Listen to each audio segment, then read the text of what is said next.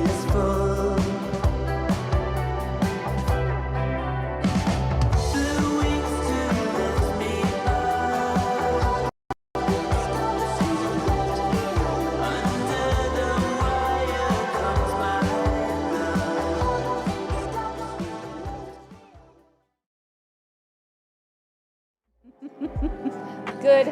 morning. Good morning. Sorry if you saw some blank stares there for a minute.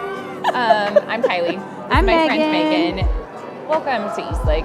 We're glad you're here virtually or in person. Before service, we usually take a few minutes to do something called Is This How We Conversation? Or This Is How We Conversation? How do we conversation? How do we conversation? We don't even know So the here's title where of you our are. own show. And it's just a fun way. I mean, better than a little countdown video. We hope. Some weeks, maybe not. Some weeks you would probably prefer the countdown video. Other weeks, we really enjoy spending it with you. So this is something that Brent brought to my attention. I had no idea. I am not like a pop culture guru, and Megan is really good at some of it, but she said that this might be not her strong suit either. The Oscars are tonight. That's true. I knew that vaguely. I did not. I've seen a few commercials for it and thought, I seriously had to ask Oscars, is that the music one or the movie one? So that's how much I know about all of this. So what we're going to do is we're going to place some prop bets. If you guys don't know what that, I'm so sorry. I was just telling Megan I have dry skin. Why are you telling everyone? Nobody would notice. I know. Because it's kind of flapping when I talk. My apologies. Okay. I have a mask on the rest of the day.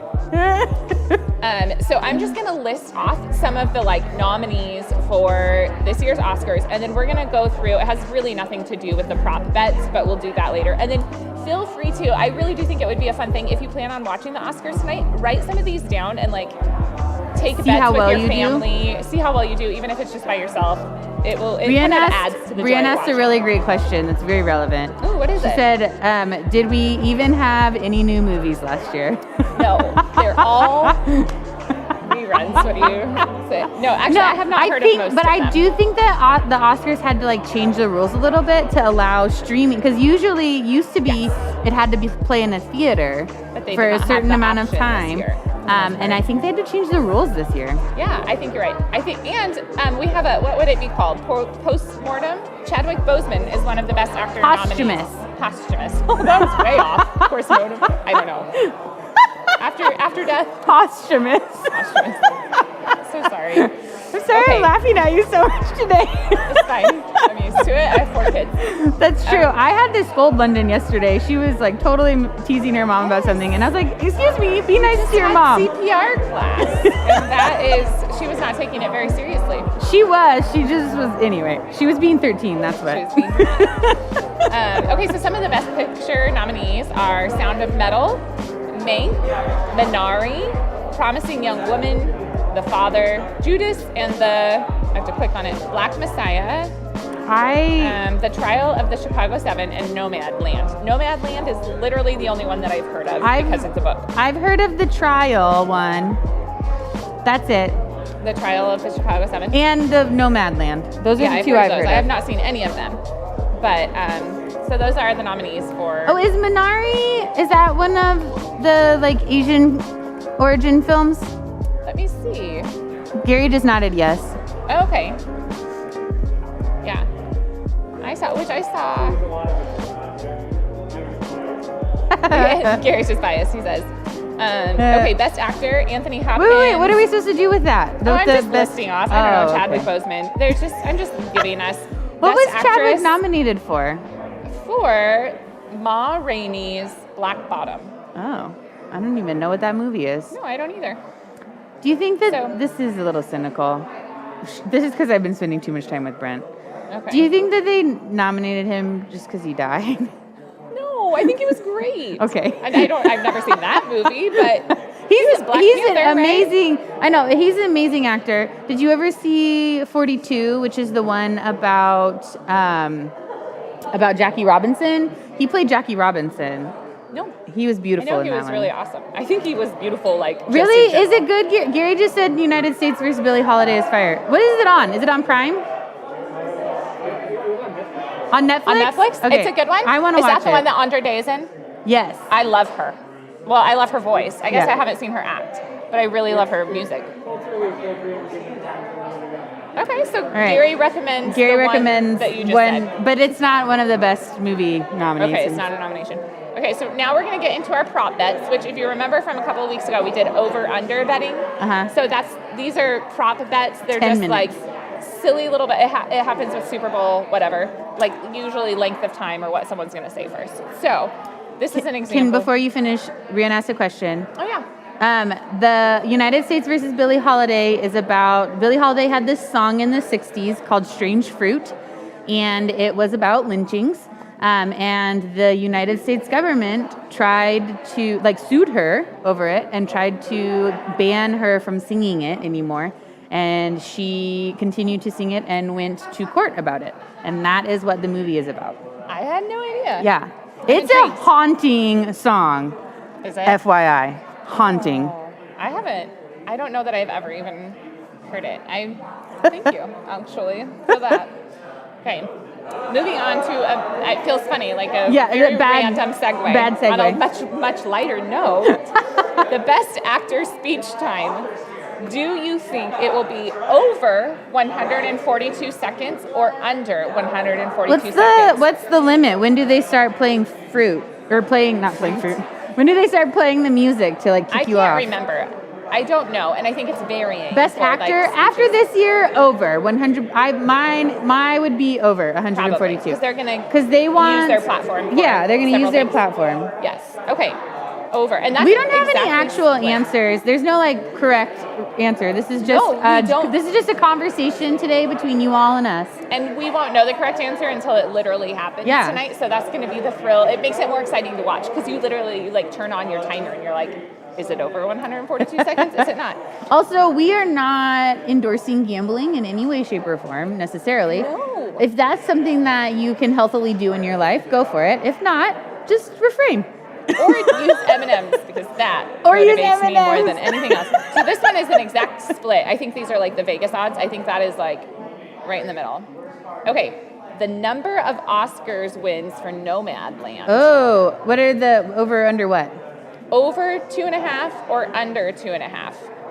How do you have a half an Oscar? It's I know. Vegas bets. Because if you bet 2, yeah. It makes sense. It somehow makes sense. I think Nomadland.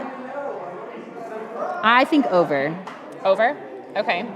Yeah, I think so too. Because Nomadland is that one with Frances McDermott, McDermott, and she is part of that. There's communities in our country now that move around and get temporary work in places, and so there's this whole community. It's a fictional movie, but it's based off of this whole culture of people moving around. Got it. 2.5 exactly. I want someone to get half an Oscar. Exactly 2.5. Okay, the next one is over under for total bleeps in the acceptance Ooh, speeches. So across the whole across thing. the whole thing. How many times are they going to have to bleep? What's the I think 1.5? a 3 hour, 3 minute. Is 1.5 the thing? 3 second. I'm sorry. 1.5. I think Under over. 1.5 or over. I think Nobody so, too. remembers how to talk in public anymore. For sure, it's going to be at least 2. So I'm going to say over bleeps. Okay. Okay, this one's kind of fun. Let people join, Kylie. Come on. Shoot, I'm sorry. I just am so excited about this next one too. I feel like the cursing is going to be high. I do too. I don't know. People just don't care as much anymore about that. Yes. Maybe What's that's my really personal. funny is anyone saying over, we're going to be cheering every time there's a bleep. You're like, yes! Everyone said over so far for the bleeping of the... Who all do we have today? Christy, Brault. George, Brienne. Christy, I really miss Darren you. said hi earlier. Well, good morning. Good morning, everyone. Glad you're here. Okay, this next one, feel free to keep chiming in on the over-under for the bleeps. This next one, betting on who the best actor thanks first. Ooh. So 1, the Academy. 2, husband, wife, or partner. 3, the director. 4, mother, father. 5, God. Best actor thanks first. So Vegas, partner. Vegas thinks that they're going to thank God first. Partner? I go with partner. Okay. That one's the lowest of all of them, I think. I don't. But there we go. That is I'm really gonna go funny. with partner. They're probably not going to think they're spouse. Okay. Well, Partner? for first, they'll think their spouse. But I think partner first. I don't know why. Okay. I don't even remember who's nominated. I Who will can't- they think first? George thinks partner as well. Okay. Brienne thinks the Academy. They always think the Academy. They do think the Academy first a lot. Yeah. I think because they want to get it over with, right? Like this is the perfunctory. I'd like to thank the Academy. I'd like to and thank the Academy, and then that's it. What if somebody just says, "I thank myself for this"? I and feel then like they were someone done? has. Has someone done that? I don't know. I'd like to thank myself for working hard and doing things. Okay, so now this is funny. 2 minutes. So that was the best actor. For the best actress, who do you think the best Ooh. actress will thank first? The Academy, husband, wife / partner, director, parent, or God? I think the director. The director for the best actress. I guess it all kind of depends on who it is because who they're working with. I think, Again, the God is the highest. I and think then that's who's parent. betting on it. I think that tells me that there's a lot more Christians who bet than say they do. I think it's Vegas. That's what I'm saying. Oh, okay. Maybe. I don't know. George said the Academy. I think the director. I feel like the actresses always thank the director more than the actors. Oh, you know what? I just realized I was saying that wrong. No. They're betting that you get more points. If you get more if points they if say they God, thank God yeah. first. Okay, so that's what it is. Yeah. It's the opposite. Yeah. They're literally thinking their partner, then the director, then mother, father, Yeah. God. Okay, those are all. I still think the director. So the See, the Brienne greatest- agrees. Actresses deaf thank the actors often. Okay. Thank you, Brienne. Yeah. So they're betting that the Academy is going to be first. Okay, will any video feed be dropped? So some will be zooming in. Oh, yes. You think yes? No? Apparently, no has the winner, but I think yes. No, they're betting no. You get. Oh They're no. thinking it's more likely Yeah, no. uh-huh. Yeah. Yeah, I'm going to say yes. You don't think. Yeah. It's yes. Will a presenter announce the wrong winner? Ooh, that has happened several It's times, happened so many times. and it is never ever good when that happens. Yeah. So I hope no. But yeah, oh, I didn't take a picture of what it says. Okay. Oh, yeah, I did. Okay, this is the last one. Great. The presenter. Will the Will the presenter- presenter do the wrong? So can you whatever. tell what they think it's going to be? They think you're safe saying yes, Yes. which means it's probably going to be yes. Yeah. You don't get as much payback if you say yes or payout. No, whatever it's that called. means they think it's going to be no. Oh. Because Okay. you get more money for the less likely option, right? Yes. Isn't that how Okay. those work? You guys, thank you so much for being here. Why did Brent Maybe decide watch for us the to do this? Oscars tonight? We're glad to see you today. Is Seth Hansen Yes, continuing he our is. pilgrimage series? Yes. Thank you all so much. Have a great week. Bye.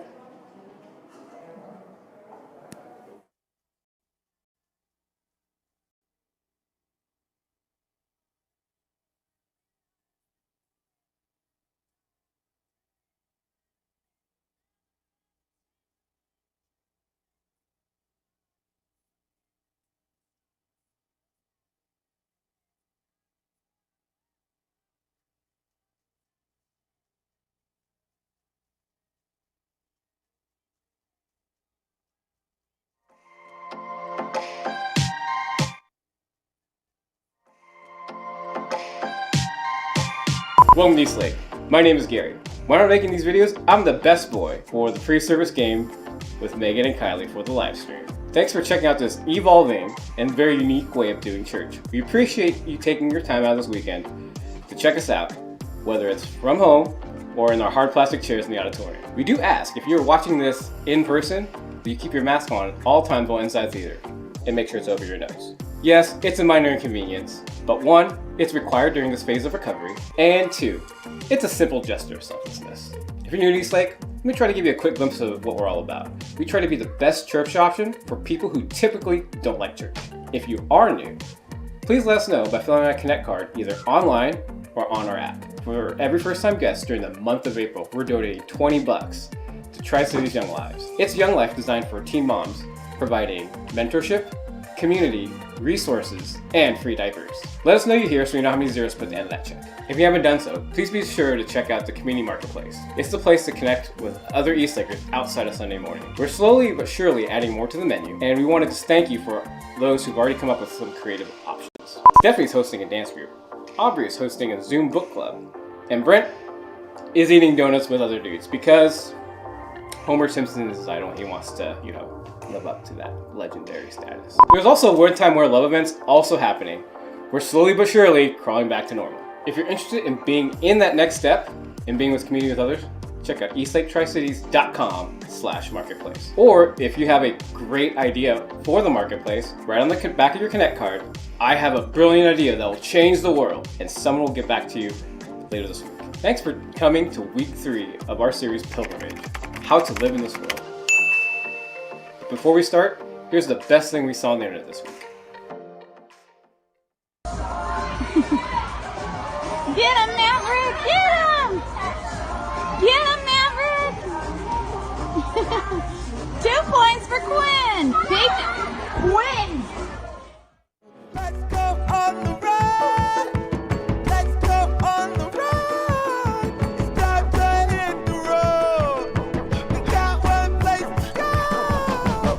Please proof. Meet me if I feel like Roadrunner. I get my feet loose. I got that Superman hidden under my cheat suit. Sitting just waiting for Lois to wanna. Yeah, so there are 2 funny things about that video. One's the kid getting hit off. That's pretty funny. But if you're a parent, the funny thing is, Quinn! Like the second, like the follow-up, that's you're like, yeah, I've been there. I've been in that moment. Absolutely. Well, hey, I am not Brent. And you're looking and saying, Brent is much older, more mature than this guy, probably wiser. Let me put you at ease. He is actually quite younger than me, and I am better looking. But whatever. So I mean, what do I bring to the table that makes me that makes me qualified to speak here this morning? And I was kind of trying to think through, how do I give you my credibility? And I think, what's the most pivotal thing that establishes me as a quality person to speak right now? And I think it's because in 3rd grade, I was the MVP of my rec soccer league team. And so I think that says, hey, listen, Seth's got something to say. So I'm going to give it a go. Before we get after it, let me just pray and we'll dig in. Jesus, we do look to you and we want to get to know you more. Some of us are here and have had a long-standing relationship with you, and some of us are here and don't really know what we think about you, but we're all here trying to grow in our knowledge and understanding of who you are. I do pray that you will work profoundly in us and help us to understand you more. In your name, amen. So my wife and I and our boys, we used to live in the Tri-Cities. We were here for about 7 years, and about 5 years ago now, we moved back to Denver, Colorado. But in the midst of our travels back and forth from Richland to Colorado, where a ton of our family lives, we would drive all the time. I mean, we drove so much, and we rocked the Chevy Venture minivan like nothing else. I mean, we made it look good. And it did have a VHS player in it, though. That was pretty rad. It was really cool. So but we would drive back and forth all the time, and one year, about 10 years ago, I got this new device. Dude, the iPhone 1, Google Maps. Thing was amazing. You plug in the address and you would drive. Well, when we were going one time to Colorado, we decided our first stop was to connect with my family at a Rockies baseball game. And so I got the map thing out and I'm driving around, and we get down to downtown Denver. I'm looking for a parking spot and I find one. So I take the minivan, back that thing up into back it up. It was a 3-point parallel park downtown Denver. So I pull out the phone. Okay, we're in downtown Denver. Where's Coors Field? And my wife taps me on the shoulder and goes, "That one?" And it was like towering over us, right? And but it was just so funny to me because I'm all about my new device and trying to figure out where I am, and it's right there, right? And I think that really kind of played out for me as I was thinking about this pilgrimage series, because we did so many pilgrimages back to Colorado, and how many times I would miss stuff because I was looking at my phone, my maps, and I didn't even realize I was at Coors Field. It was right there. That is the thing, and that's so much a part of our life that we don't necessarily stop to think about where we are. We're looking about where is next. I love having a phone when I travel because, spring break driving trips or wherever, you can always tell how far away you are from the next destination. When I was a kid, right, you had like a sign every 72 miles that would tell you when the next town was, right? And if you're fighting with your brother and you missed one, you had no idea how far Salt Lake City was. Like this sucks. So now I got a phone, man, like every 7 minutes. I'm like, 7 more minutes away, It's just like, Calvin, my son, is now 15, or he's 16 now. God bless us. And he was driving over spring break, and man, I was checking my phone all the time. Like, dude, just speed up, man. We got to go. We're not making time. We're losing time. Let's drive. But Dad, I'm going to speed limit. Listen. I'll talk to the cop.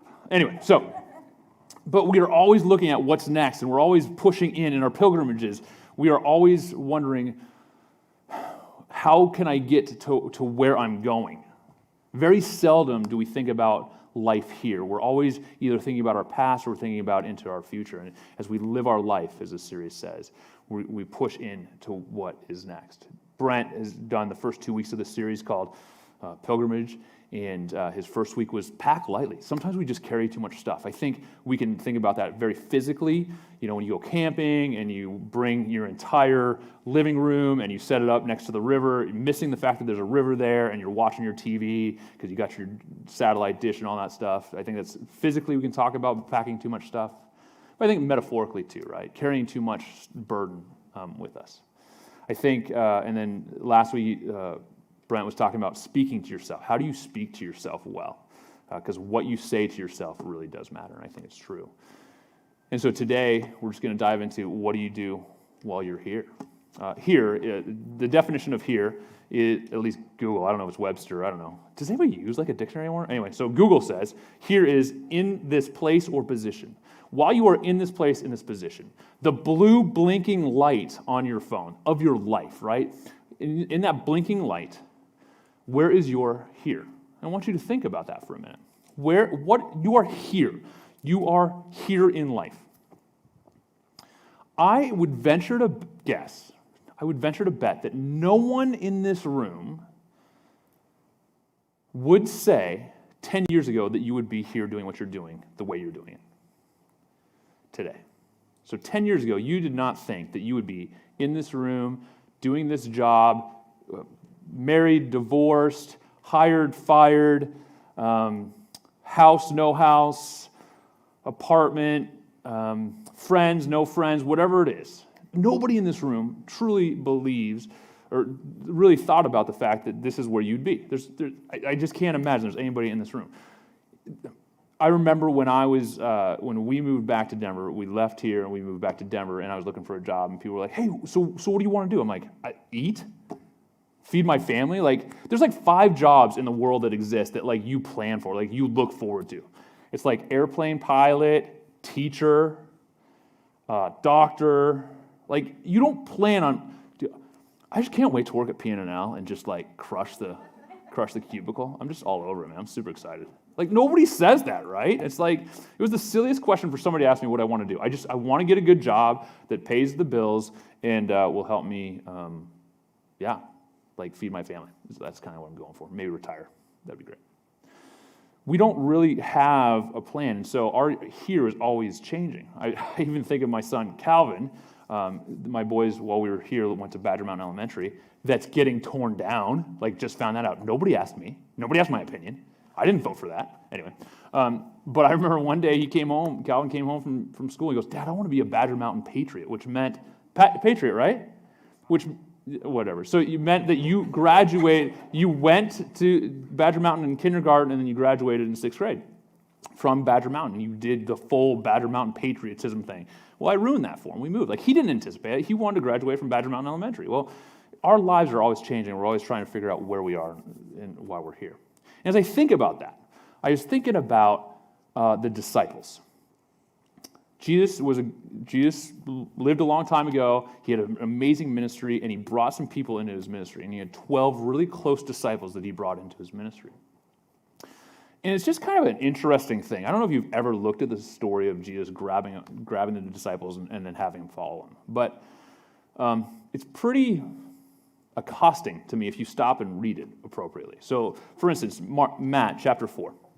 We have two different calls of Jesus onto the disciples. And it says, while walking by the Sea of Galilee, he, Jesus, saw two brothers, Simon, who was called Peter, and Andrew, his brother, casting a net into the sea, for they were fishermen. And he said to them, follow me, and I will make you fishers of men. After a long time of evaluating, after pondering the pros and cons, no, immediately they left their nets and followed him. And going on from there, he saw two other brothers, James the son of Zebedee and John, his brothers, in the boat with Zebedee their father, mending their nets, and he called them. Immediately they left the boat and their father and followed him. So they have just finished a night of work. They smell like fish. They smell like seawater. They're mending their nets. They're fixing it to get ready to do it all over again. Day in, day out, day in, day out, day in, day out. And I can't imagine that multiple times in their career as fishermen, they're like, dude, how did I get here? And do I really want to be my dad? Like, is this where I want to end up? Like, this is it. But these boats were major investments. Like, it would be the equivalent of a house. Like, this is like a thing that you have that will make you money forever, and you can hand down as inheritance to your kids. Right? This is a major, major investment. And immediately they left. Just cashed in their chips, said, we're out, walking off the set. And that's just wild. So it would be like this. Like, let's say you're a barista at Starbucks, and you're hanging out, you're Monday morning, you're cruising 4 o'clock in the morning, 5 o'clock in the morning, you get their first shift, and you're working, and all of a sudden some dude walks in and goes, how's it going? You're like, fine. You just wanted to, like, just hang out with me. I'm going to go do some cool stuff. You just want to, like, hang out and just follow me around. It's going to be great. It's going to be a good time. If you love your job, you love your family, you love where you live, you love everything about it, you're like, dude, you're weird, I'm out. But if you're like, dude, I hate my job, 4:30 in the morning sucks every day, I hate this, you're like, why am I here? How did I get here? What's going on?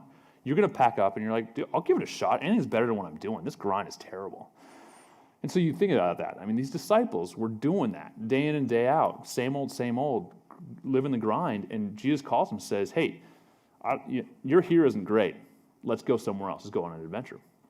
So these disciples start shifting their whole mindset. They go from mediocre in the world, in the viewpoint of the world, hardworking guys who just, there's no future. You're going to be doing this until you die. You're going to do it with your dad until he dies, and then you're going to do it with your kids, and they'll do it with you until you die.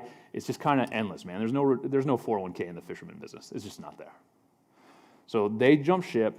They follow Jesus around. But then something weird happens. So after the call to ministry, these disciples start seeing Jesus do some pretty cool things.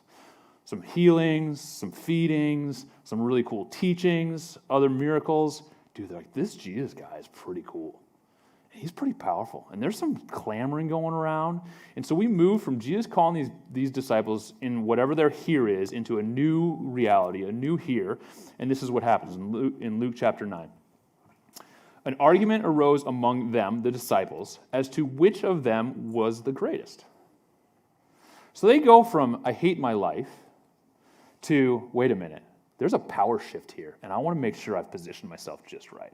I want to make sure I've got the right seat on the bus so I can sit close as you. I'm not going to be Jesus, but I'm going to be kind of like him. I'm going to be pretty close. I want to have a pretty powerful seat when everything goes down, because it's going to go down. So this is kind of their attitude. This is their bickering. So they go from, I'm not sure about where my here is, and then they move into, like, kind of entitled. They're an entitled group of misfits. They were misfits before, now they're an entitled group of misfits. So, Jesus, so brilliant. I mean, he doesn't even, let's go. 47. So the next verse, it says, but Jesus, knowing the reasoning of their hearts, and we see that all over the time.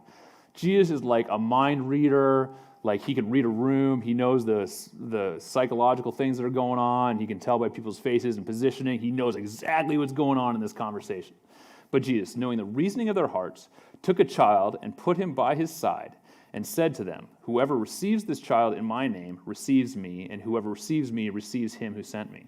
For he who is least among you all is the one who is great. So Jesus, he doesn't even directly address it. He just kind of gives them the verbal spanking with just a great story. And he just kind of puts them in their place. And it's just really wonderful to see Jesus do that so sharply, so brilliantly, so specifically. So Jesus calls them out, but they still don't get it. So then as we move forward, we see Jesus is moving in his ministry, and he's continuing to do his ministry. And it says, so he started going forward, and he sent messengers ahead of him, who went and entered a village of the Samaritans to make preparations for him. So Jesus has this strategy. He's like, we're going to go into Samaria, and we've got some ministry to do there. Now, Samaria to the Jews is kind of like World War II Berlin was to Jews. Not a safe place, very hostile, a lot of hatred, certainly no love, no compassion. Early Berlin, it wasn't super, they weren't doing like the full-on extinction Holocaust thing, but it was pretty intense hatred of the Jews. And Jesus is like, hey, I got some scouts. I want them to go check out Samaria. I want them to find a place for us to hang out and kind of get into our ministry. We're going to do some ministry there. And the disciples were like, bro, Jesus, bad idea. I don't know if you know this. Let me give you a little civic study, but this is not going to go well. But he's like, dude, I don't care. This is where we're going. So he sends two scouts out to make preparations for him, but the people did not receive him because his face was set to Jerusalem. And when his disciples, James and John, saw it, they said, Lord, do you want us to tell fire to come down from heaven and consume them? But he turned and rebuked them, and they went on to another village. So we see these disciples go from misfits to entitled to now like grumpy, empowered group of people who are like, dude, Jesus, you got dissed, and we hate these Samaritans people anyway, so let's just burn this town down. Let's just get it done. Let's just fire it up, get rid of them. The world will be a better place if we get rid of this group of people. And Jesus rebukes them. And why does he rebuke them? I love this line, a line that you might just run over. Because his face was set toward Jerusalem. So if you're reading this Bible, if you're reading the life of Jesus for the first time, you don't really know the end game, you don't know what's going on, you haven't heard how Jesus fulfills his life. You read this line, because his face was set to Jerusalem, you're probably going to think that there's power and influence involved. Like, Jesus is going to Jerusalem, the capital city, to claim his rightful place on some sort of throne, some sort of powerful position, kick out somebody, do something, mutiny, overtaking a group of people, whatever. He's got vision, he's got focus, he's got the power to do it. But this is in the middle of Jesus' ministry. Chapter 9. There are like 8 more chapters in the book of Luke after this. And Jesus' face is already set to Jerusalem. Jesus' face is set to Jerusalem, not for power, not for prestige, not for comfort, but for death. The disciples hated their life. They hated their here.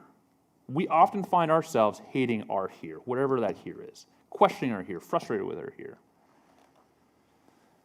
But Jesus never once questioned his here. He never once questioned where he was headed and what he was about to do. We have no idea what our future has for us. Jesus knew exactly where his future was for. From the moment he landed on earth, before then, right? He knew what his end game was. Death, pain, ridicule, destruction. That's where Jesus was headed. Jesus' face was set to the redemption of the world.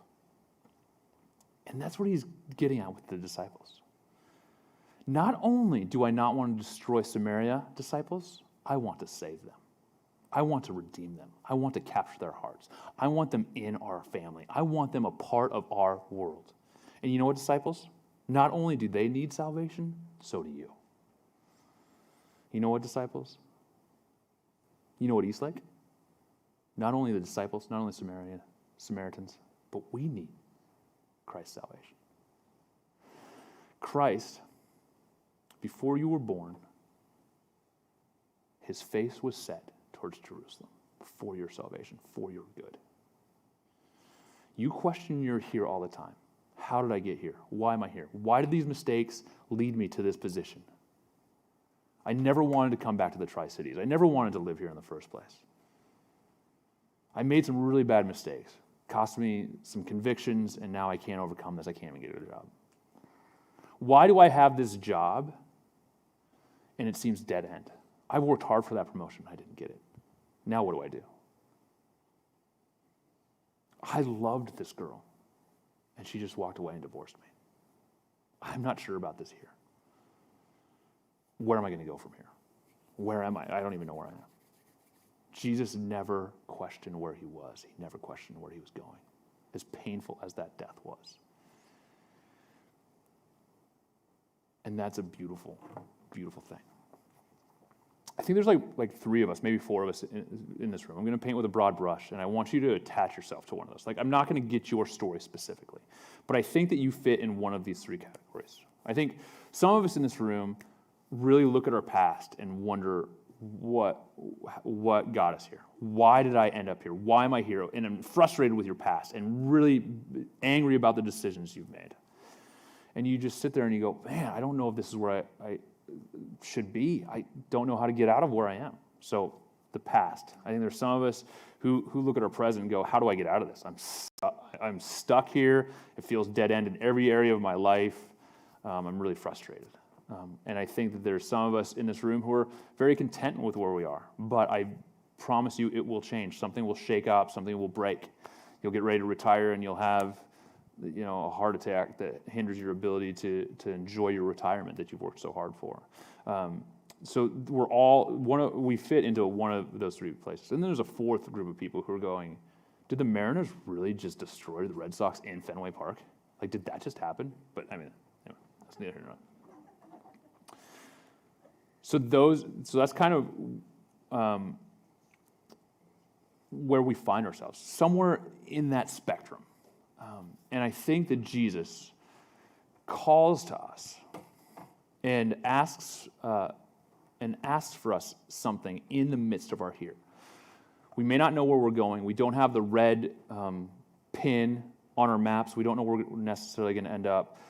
But Jesus is saying, while you are here on this journey, while you are here, be present in here. And he's asking us to consider three things. The first thing I think he's asking us to do is rest. Jesus' work on the cross on our behalf can never be added to, never be improved, never be bettered, never be something that was nice that happened a long time ago but isn't necessarily valuable anymore. Jesus' work on the cross on our behalf is the perfect work. And it is because that foundational perfect work that happened that we can find rest. We can relax. We don't have to accomplish something to please somebody. We don't have to prove ourselves to our parents. We don't have to make amends for things that we can never fix. We don't have to promote ourselves or give more money to the church, although Brent would like that. We don't have to do anything to add to what Christ has done. And so Jesus is again calling us again and again and again and again and again and saying, rest. We live in a world that is constantly telling us to accomplish, constantly telling us to win that championship, constantly telling us to overcome this, to get the promotion, to get the bigger house, to get the boat. We are constantly being told that we need more to accomplish more, to fix more. And Jesus says, I've already taken care of what's important. Rest in me. Rest. Rest, rest, rest. And it's a good reminder for us. I remember talking to Brent, halfway through the whole COVID thing, and he was just like, dude, I've talked to so many people like 2 years ago who are like, I just want to slow down, just take it easy. I'm just going to read books. Yeah, nobody did. It's like, Netflix! Woo! Binge! Woo-hoo! But I think that's a challenge for us. That's a reflection of our reality that we don't live in rest. We don't work out of rest. We work out of doing more, adding more. And Jesus says, rest in me. Rest. And out of that rest, then he tells us to ask. Wherever you are, you're here. Wherever you're here is, you're mending boats, you're fishing, you smell like fish every day, you hate your job, you hate your this, you hate your that. You are here. You need to be present. So ask God, what more can I do? If I find my rest in you, if I find my strength and my rest and my hope in you, then what else should I do? Ask God, what do I do? And ask those around you. Ask your friends, what am I good at? Like, what more should I do? Oh, I'm good at hosting parties. I'm good at hanging out. Maybe I should just have some shindigs at my house with masks 6 feet apart. Maybe you're good with words, like you don't like to speak, but you're good at writing, and so you could write notes to people and encourage them through words. Maybe it's checking in with your coworkers, just really honestly finding out, not just like what did you do this weekend, but really starting to find out more about them. Tell me about your kids. Tell me about your husband. Tell me about your living situation. Like you start to get to know people and create an environment of connection that people care about in your office or your virtual office. It's a harder thing to do in our current work from home reality, but maybe that's something that you're called to do. Maybe you're being asked. Maybe God is calling you to fix things in your past, and it's time for you to apologize and to make things right. And it might be really hard, or it might be really messy, but it's okay because Christ has finished the perfect work. So I don't know what that could be. So start asking God, asking those around you. I mean, and then the last thing is move. There might be some great movement for you, and you're starting to get a stirring. I mean, the movement might be just responding to the fact that Christ is calling you to rest. Like you've been pondering this Jesus person for a while, but he's coming real to you, and he's challenging you, and he's saying, find your rest in me. You have tried to accomplish your objectives in life over here, and it will never be enough. It will never satisfy, and Christ is saying, rest, find rest in me, and that might be your move today. I'm stepping in. I'm saying, I'm going to find my rest in Christ. I'm done trying to do it on my own. I want to find rest, and out of that rest, I want to do something. Because the reality is the beauty of what Christ has done. This is one of the greatest phrases I've ever been able to say to myself, is it's not that we have to, but because of what Christ has done, we get to. Brent has created an amazing environment here at Eastlake, and he's fought very hard for you. He cares deeply about all of you, and you need to know that. I hear it from him week in and week out how much he cares about this community and how much he lost on Bitcoin. But he loves you, but he also wants to see how you as a church can move. And so he's got his Where Love, right? I mean, that's a huge part of what Eastlake is about, and the base camp and getting involved and being a part of changing the world. Haiti, you have connections in Haiti and Cambodia, and what can you do? And so there are opportunities for you to go and do things, not because you have to. You don't have to prove anything to anybody. Jesus has proven everything, but you get to. You get to reflect who Christ is, not to make Christ happier with you. He already loves you. You just get to respond to what he has done for you. And so those are the three things as we think about where we are. You are here. I don't know why you're here. I don't know how you got here. You are that blue blinking dot, and blink, right? Flash. Be something that people see and go, wow, Christ is doing something in their life. Again, not because you have to, but because you get to.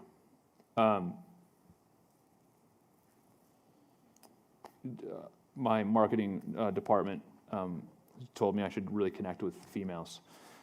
Just not good necessarily. I can talk about sports and stuff, and so my marketing department's my wife, and so I got Magnolia Journal. Have you guys heard of this? They like fix things or something. I don't know. But the cover this month, this quarter, issue number 18, is time well spent beholding the beauty of the here and now. And I think because what Christ has done for us and he has put you here, I resonate with what Joanna Gaines or whoever wrote that says. She just, that was perfect. Like that was me. I resonate with that. And let's behold our here and now. I don't know why you're here. I don't know. You can tell your story. Everybody has a story, but in your here and now, stop worrying about what's next or what was behind, but rest in Christ. Ask what you can do and then start moving. Let's pray. Jesus, I am thankful for what you are doing in and through Eastlake. I'm thankful for every person that is here or online.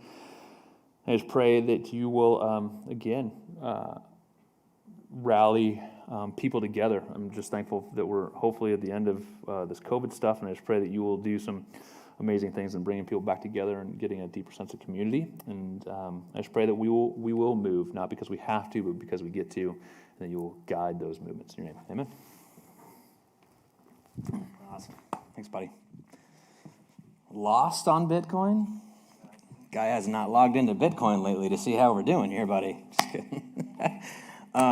Funny story about this. We did stop by Yokes yesterday because he's like, I got to pick up one more thing for my talk tomorrow. And I said, yeah, no problem. Thinking it was, I don't know, water, coffee, or something like that. And he runs over. I'm standing waiting to pay for some groceries, and he comes back with this. And I'm like, and the lady looks at him funny, me funny, everybody funny. The guy behind me, I said, he's got to get his bathroom reading material here, or else, it's a rough go. So, and he thought that was pretty great. So, so did I. Dude, I love the humanity. I love that story, and because like the humanity of what it speaks to, and the contrasting. Here's the predicaments of the human condition, contrasted with the solidarity of Jesus' mission and his focus and all of those things. So you see these guys wrestling with my identity as we do. This is just apropos of our human condition. We wrestle with that, and Jesus being firmly set on where he's going to go. We see the story of them critiquing the system and how the system's against them, and we're stuck working with our dad, and therefore, everybody's against the system until it starts working their way for them, and then they're all for it, right? And then we're going to call down fire, right? That's just true. We've seen that. We've seen people angry at things, and then it starts working their direction, and they love it. And then we've also seen people associate themselves on the social ladder with somebody a little bit higher up than them, right? They tag themselves with Jesus because we want to look good, we want to do this, just a little bit better than us, but maybe perhaps it'll be, we know that. How many times do we have friends in high school who are a little bit better looking than ourselves, right? And we just go with them, and maybe we can, by contrast, be, but I've always been that friend for Seth, and I'm proud to be in that position. And so we see those things, and it speaks to, he cries himself to sleep. We see that, and we can understand, and what shows up then is the contrastedness of what that looks like in the life of Jesus and our response to that. So thanks, Seth. It was awesome. Really, really good. Next week, we'll continue our pilgrimage series and actually finish it up, part 4. We'd love to have you back for that. Before we go, though, a couple of quick things inside the program that you're handed on the way in, or if you're watching this online via the live stream, if you just scroll down, or if you have the app on your phone, that's even the best probably option. If you would take a minute and respond to that Connect card, let us know who's watching this with you at home. If you are a guest with us, we'd love that information. We donate money to a different organization doing good things locally and globally. And for the month of April, this is our last week in there, we're donating money to Young Lives, as Gary mentioned in the video earlier, which is Young Life Extension for teen moms. They're doing amazing work and actually getting relaunched and back going post-COVID too. So they resource them with mentors and trainings and diapers and all kinds of cool stuff. So let us know that you're here, so you know how much to donate. Next steps on the back if you've got something you want to take a next step in, whether that's a base camp thing or as we kind of grow that community marketplace and you're interested in more options for connecting in community outside of Sunday mornings, you can definitely do that. Spot for some life updates as well as some prayer requests. If you've got something that you're going through, we would love to partner with you in prayer on that. There's a giving envelope inside of the program as well. If you're interested in helping us continue to create a church for people who don't typically like it, we couldn't do it with all of the people who make that a priority in and out every single month. All right, that's it for announcements. I'm going to have you stand. I'm going to read a closing benediction for you and get you on your way. Here's what it is. Lord, help us to see that our well-being is inextricably bound to the well-being of our neighbor. Our sorrows are shared, our longings are shared, our fears are shared. Enable us also to share compassion, patience, and courage today. Amen. May that go with you this week, whatever it is that you're facing. If we've never met, I would love to say hello and put a name to a face. And so I'll be in the lobby, as will Seth. Love to see you there. Other than that, have a great week. See you back next week for part 4 and the finale. Have a good week.